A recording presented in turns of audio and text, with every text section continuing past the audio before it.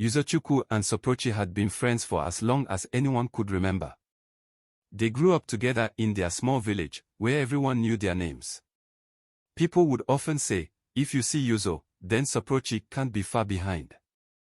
They were like brothers, sharing everything and supporting each other through good times and bad. One warm afternoon, a new face appeared in the village. Her name was Oluchi. She was gentle and kind, with a warm smile that lit up the entire village. Uzochukwu and Soprochi quickly noticed her, and both found themselves drawn to her kind heart.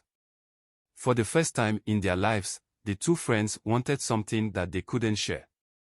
As time went on, Uzochukwu and Soprochi both tried to impress Oluchi. Yuzo would bring her fresh fruits from his family's farm, while Soprochi would carve small wooden figures and leave them at her doorstep. The villagers noticed their efforts, and soon, people started to whisper about the friendly rivalry between the two best friends.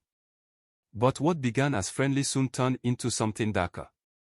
Uzochukwu and Soprochi started arguing over little things. They would accuse each other of trying too hard or of taking Oluchi's attention away. The joyful moments they once shared turned into silence, and soon, the two friends barely spoke to each other. One day, their argument reached a breaking point. Uzochukwu accused Soprochi of stealing Oluchi's heart, and Soprochi fired back, saying Yuzo was only jealous. Harsh words flew between them, and their voices echoed through the village. People watched in sadness as the once inseparable friends turned their backs on each other and walked away. Oluchi was heartbroken.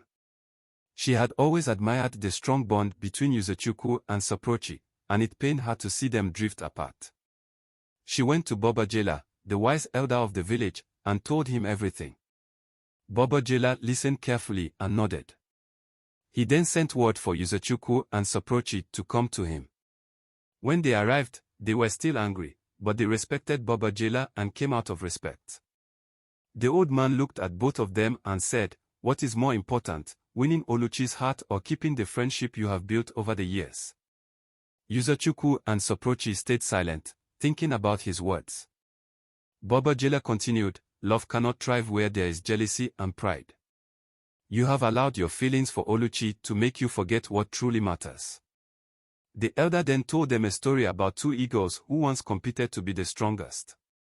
In their fight to prove their strength, they tore each other down, leaving them both weak and wounded.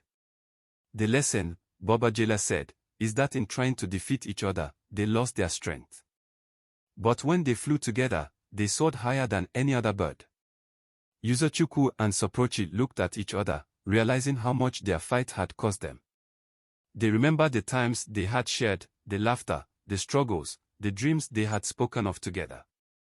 They felt ashamed of how they had let jealousy cloud their hearts. With a deep breath, Uzochukwu stepped forward and said, "I'm sorry, Soprochi. I let my pride get in the way of our friendship." Soprochi smiled and nodded, saying, "I'm sorry too, Yuzo.